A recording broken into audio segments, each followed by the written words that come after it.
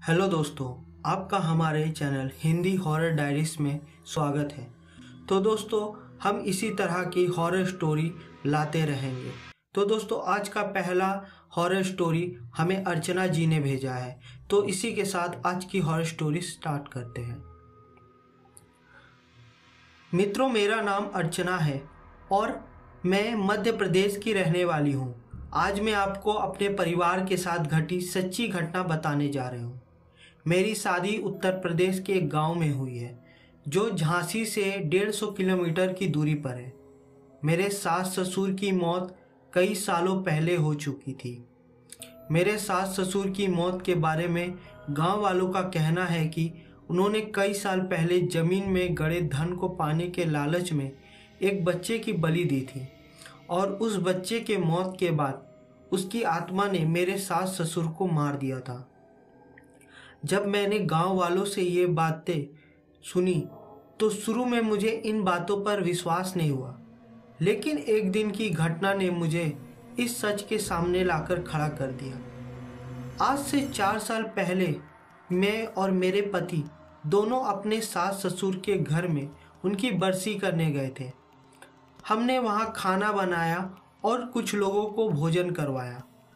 उस दिन हम काफ़ी थक गए थे और जब हम रात को सोने के लिए छत पर जा रहे थे, तभी मेरे पति कुछ अजीबोगरीब आवाज़ में बड़बड़ाने लगे, जैसे कोई छोटा बच्चा बोल रहा हो।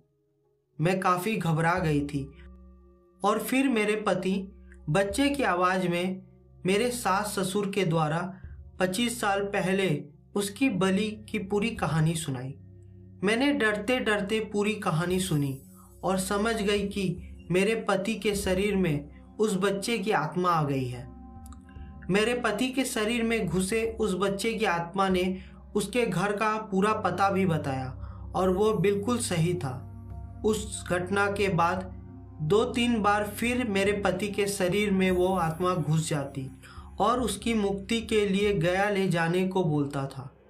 उन 2-3 घटनाओं के बाद हम कभी उस घर में वापस नहीं गए। उस गांव में वो घर आज भी वीरान पड़ा है और पिछले 20 सालों में वहाँ कई मौतें हो चुकी हैं। वो आत्मा कहती है कि ये घर अब उसका ही है। जब भी हमारे गांव का कोई हमारे यहाँ आता है तो हर बार नई घटना सुनने को मिलती है। अब मैंने मेरे पति के गले में एक ताबीज बनवा दिया है और कोई भी आत्मा उनके पास नहीं आती। दोस्तों, आज का दूसरा हॉरर स्टोरी हमें मनीष जी ने भेजी है। तो दोस्तों, अब आगे की कहानी मनीष जी के ही जुबानी हम सुनते हैं। मित्रों, मेरा नाम मनीष व्यास है और मैं जयपुर का रहने वाला हूँ। मैं चॉकलेट बेचने वाली एजेंसी के लिए सेल्स एजेंट के तौर पर काम करता था। दिन भर में मुझे 30 से 50 किलोमीटर ट्रैवल करना पड़ता था और अलग अलग लोगों से मिलकर हमारी प्रोडक्ट के ऑर्डर लेने होते थे और माल पहुंचाना होता था। कभी कभी एजेंसी का मालिक मुझे बाइक देता और कभी कभी रिक्शे का भाड़ा दे देता था। 3 महीने पहले एक ऐसी भयानक भूत से मेरा सामना हुआ कि तब से मैंने खौफ और डर के मारे बिस्तर पकड़ लिया है। हुआ यह था कि रोज की तरह सुबह में पेन, कैलकुलेटर और ग्राहकों की लिस्ट लेकर बस स्टैंड पर ऑटो रिक्शा का इंतज़ार करने लगा। तभी एक पुराना ऑटो रिक्शा मेरे पास आकर रुका। मैंने देखा उसके अंदर सफ़ेद कपड़े वाला, घुंघराले लंबे बालों वाला, काला सा अधेड़ उम्र का इंसान बैठा था। रिक्शे वाले ने मुझसे पूछा कि कहाँ जाना है। मैंने उसे कहा कि 4 घंटे का काम है और 10 से 15 जगह पर रुकना होगा। वो बोला, ठीक है, बैठ जाओ। मैं बैठ तो गया, पर कुछ अजीब महसूस हो रहा था, जैसे कोई मुझे रोक रहा हो उसके साथ जाने से। उसने ऑटो रिक्शा चलाना शुरू किया और ऑडियो टेप बजाने लगा। वो कुछ तंत्र मंत्र वाले श्लोक बजा रहा था और कुछ रास्तों में आने वाले मंदिरों से दूर दूर से ऑटो रिक्शा निकालने लगता और मंदिर देखकर गुस्से से चिल्ला देता था, जैसे कि उसे कुछ तकलीफ हो रही हो। ये सब देखकर मुझे पक्का यकीन हो गया कि यह ऑटो वाला आदमी कुछ गड़बड़ है, या तो ये पागल है या फिर इसके अंदर भूत प्रेत का वास है। मैंने फौरन उसे ऑटो रिक्शा रोकने को कहा, क्योंकि अब मुझे उससे डर लग रहा था। उसने मुझसे कहा कि भैया ब्रेक काम नहीं कर रहा है, चुपचाप बैठे रहो। मैं चालू रिक्शे में चिल्लाने लगा। वो इंसान पागलों की तरह जोर जोर से हंसने लगा और फिर वह पूरी तरह से अपनी मुंडी 180 डिग्री घुमाकर मुझे घूरने लगा और बोला कि चिल्लाओगे तो मैं तुम्हें अपनी दुनिया में ले कर चला जाऊंगा। यह सुनकर मैं सुन्न पड़ गया। मेरी जवान हलक से नीचे उतर गई। अब मैं उस रहस्यमयी व्यक्ति के हवाले था।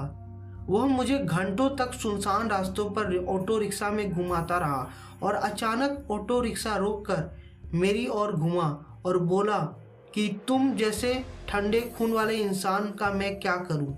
तुम मेरे किसी काम के नहीं, उतर के भाग जा मेरे ऑटो रिक्शा से, वरना मैं तुझे यहीं निगल जाऊंगा। मैं उसी ऑटो से भाग जाना चाहता था, पर मेरे पैर जम गए थे और सांसें थम सी गई थी।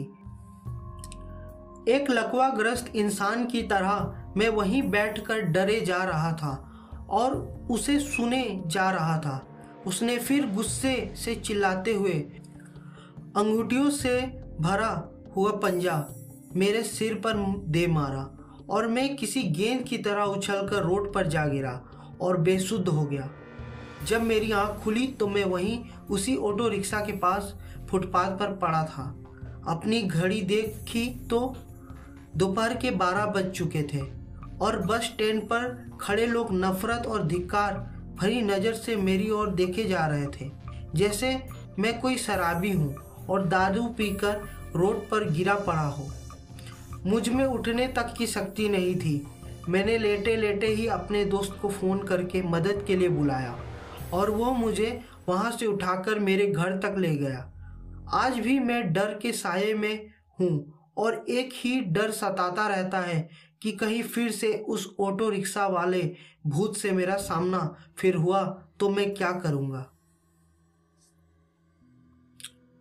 दोस्तों, आज का तीसरा हॉरर स्टोरी हमें राहुल जी ने भेजा है और राहुल जी, अब आगे की कहानी राहुल जी के जुबानी हम सुनते हैं। हेलो दोस्तों, मेरा नाम राहुल है। जिस गांव में मैं पदस्थ हूँ वहाँ शाला परिसर से लगा हुआ ही शिक्षकों के लिए क्वार्टर्स बने हुए हैं। अहाता विहीन इस परिसर के सामने की और खेल का बड़ा सा मैदान है, जहाँ शाला लगने के दौरान बच्चे खेला करते हैं। बाकी 3 और खेत और झाड़ियाँ हैं। दूरस्थ अंचल स्थित पहुँच विहीन इस गांव में ताश की पत्तियां ही मनोरंजन का एकमात्र साधन होती है। मैं अविवाहित था, अतः रात्रि भोजन के बाद अन्य शिक्षक साथी मेरे ही क्वार्टर पर ताश खेलने के लिए जुट जाते थे। सितंबर अक्टूबर का महीना रहा होगा। एक तो आसमान में हल्के फुल्के बादल थे और अमावस की रात थी, अतः बाहर अंधेरा कुछ अधिक ही घना था। झाड़ियों की ओर खुलने वाली खिड़की के पास ही मेरा बिस्तर लगा हुआ था, जिसमें बैठकर हम 4 मित्र लालटेन की धुंधली रोशनी में ताश खेल रहे थे। ताश की पत्तियों को व्यवस्थित करते हुए मैंने बीड़ी की गड्डी में से 4 बीड़ियाँ निकालकर दियासलाई से सुलगाया और साथियों की ओर बढ़ा दिया। हम सब बीड़ियों का कस लेने लगे। एक मित्र ने कहा, अबे तुम ही लोग पियोगे, मुझे नहीं दोगे? मैंने कहा, अबे तुझे भी तो दिया है, मजाक क्यों करता है? लेकिन सच यही था कि उसने बीड़ी नहीं ली थी। हमें आश्चर्य हुआ कि आखिर वो चौथी बीड़ी कहाँ गई, किसने ली। हमारी दिनचर्या और आदतें रूढ़ होकर मशीनी हो जाती है। अगले दिन फिर वही महफिल सजी। मैंने फिर बीड़ी सुलगाई, लेकिन उस दिन मैं चौकन्ना था। बीड़ी बांटते वक्त मैं बराबर निगरानी कर रहा था और कल वाली चालाकी को पकड़ना चाहता था। बाकी तीनों साथी इन बातों से बेखबर अपने अपने पत्तों में व्यस्त थे। तभी एक हाथ पहाड़ी तरफ वाली खुली हुई खिड़की से अंदर आई। जाहिर था कि उसे भी बीड़ी चाहिए थी। आश्चर्य के साथ मैंने खिड़की से बाहर खड़े उस आदमी की ओर ध्यान केंद्रित किया। बाहर अंधेरा घना था और कमरे के अंदर जल रहे लालटेन की पीली मध्यम रोशनी में उस व्यक्ति को पहचानना संभव नहीं था। लेकिन अचानक उसके चेहरे पर जलती हुई दोनों आंखों को देखकर मैं अचानक एक बार कांप गया। मैंने उसके हाथ पर सुलगी हुई एक बीड़ी रख दी। बीड़ी लेकर वो हाथ और जलती हुई दोनों आंखें गायब हो गई। स्कूल के आसपास रात में किसी जिन्न की उपस्थिति की चर्चा गांव में अक्सर होती रहती थी और इसी भय के चलते अंधेरा घिरने पर लोग इधर आने से भय खाते थे और अक्सर हम लोगों को भी इस संबंध में हिदायतें देते रहते थे। खिड़की के अंदर बीड़ी के लिए आया किसी का हाथ और बाहर उसके वहरे पर जलती हुई दोनों आंखों को देखकर मेरे मस्तिष्क में उसी जिन का भय घर कर गया। दोस्तों के अंदर भी यह भय व्याप्त ना हो जाए, इसलिए उस वक्त इस घटना का जिक्र मैंने किसी से नहीं किया। तथाकथित जिन के भय से उस रात में ठीक से सो नहीं पाया। लेकिन रात में ऐसी वैसी और कोई घटना नहीं घटी। सुबह मित्रों से मिलने पर सबसे पहले मैंने इसी बात का जिक्र किया और एक दिन पहले बीड़ी गायब होने के रहस्य पर से पर्दा उठाया। दोस्तों के चेहरे पर डर की रेखाएं साफ दिखने लगी थी। काफ़ी सोच विचार करने के बाद हम लोगों ने निर्णय लिया कि बात हम चारों के बीच ही रहे, इस घटना का जिक्र और किसी से ना किया जाए, क्योंकि पहली बार गांव के लोग पहली ही इस स्कूल परिसर के आसपास इस तरह की घटना पर विश्वास करते आ रहे हैं। इससे उनका विश्वास पक्का हो जाएगा। अपने अंधविश्वास के चलते वे स्वाभाविक रूप से भूत प्रेत के अस्तित्व पर विश्वास करने वाले होते हैं, इसलिए इससे गांव में दहशत फैलने में समय नहीं लगेगा। या फिर दूसरी बात हो सकता है हमें डराने के लिए किसी ने शरारत किया हो। यदि ऐसा हुआ तो हम सब उपहास का पात्र बनेंगे। कोई भी कदम उठाने के पहले घटना की हकीकत समझना जरूरी है। घटना की हकीकत समझने के लिए अगली रात हम लोग पूरी तैयारी से बैठे। अन्य दिनों की तरह ही हमने खिड़की खोल दी। रोशनी की कमी को पूरा करने के लिए लालटेन की आग को बढ़ा दिया। जैसे ही मैंने बीड़ी जलाई, खिड़की से वो हाथ फिर अंदर आया। हम सबकी निगाहें खिड़की के बाहर खड़े उस व्यक्ति के चेहरे पर जम गई। काले खुरदरे चेहरे के बीच उसकी जलती हुई आंखों को देखकर हमारे शरीर पर भय की झुरझुरी दौड़ गई। रोए खड़े हो गए। एक ने टॉर्च उठा ली, लेकिन मैंने उसे मना कर दिया। बीड़ी लेकर वह चला गया। अब तो रोज इस घटना की पुनरावृत्ति होने लगी है। लगभग सप्ताह भर बाद की बात है। उस दिन हमारा एक साथी किसी काम से बाहर गया हुआ था। हम 3 लोग ही ताश खेल रहे थे। अचानक हवा के झोंके की तरह वह आदमी खिड़की से होकर अंदर आया और चौथे साथी की जगह पर बैठ गया। सामान्य व्यक्ति इस तरह खिड़की से होकर अंदर नहीं आ सकता, क्योंकि उसके चौखटे पर लोहे की मजबूत सलाखें लगी हुई थी। उसके शरीर पर सफ़ेद कपड़े थे जो मटमैला हो गया था। आंखें रोज की तरह जल रही थी। इतना तो तय था कि वह इंसान नहीं था और कम से कम इस गांव का रहने वाला नहीं था। अब तक उसने हम में से किसी को भी किसी तरह का कोई नुकसान नहीं पहुंचाया था और उसकी ओर से हमारे अंदर का भय काफ़ी हद तक समाप्त हो चुका था। फिर भी इस घटना के लिए हम में से कोई भी तैयार नहीं था और एक बार फिर हम सब अंदर तक कांप गए। डर के कारण हम बोल भी नहीं पा रहे थे। अगली बार उसे भी पत्ते बांटे गए। मैंने बीड़ी सुलगाकर उसके और बढ़ाते हुए कहा, आ गए काका। मेरी बातों का उसने ना तो कोई जवाब दिया और ना उसके चेहरे पर किसी तरह के भाव ही आए। उस रात हमने अपना खेल जल्द ही समेट लिया। वो व्यक्ति किसी से बिना कुछ कहे उसी खिड़की के रास्ते से बाहर चला गया। उसने अब तक हम में से किसी को कुछ भी नुकसान नहीं पहुंचाया था, फिर भी इस तरह की घटना का जारी रहना ठीक नहीं था। अगले दिन इस समस्या से निजात पाने के लिए हम लोगों ने काफ़ी विचार विमर्श किया। निष्कर्ष में जाहिर था कि वह कोई इंसान नहीं था, पर स्वभाव से भला था। गांव वालों के अनुसार कुछ साल पहले गांव के किसी व्यक्ति को अचानक मौत हो गई थी। उसी की आत्मा आसपास भटकती है, यह वही हो सकता है। और अंतिम निष्कर्ष यह निकला कि उसे बीड़ी पीने की आदत है और बीड़ी की चाह में हम तक आता है। एक दोस्त ने कहा उसे ताश का भी शौक है। आप लोगों ने शायद ध्यान नहीं दिया होगा, वो खिड़की के बाहर से ही हमें ताश खेलते हुए देखता रहता है।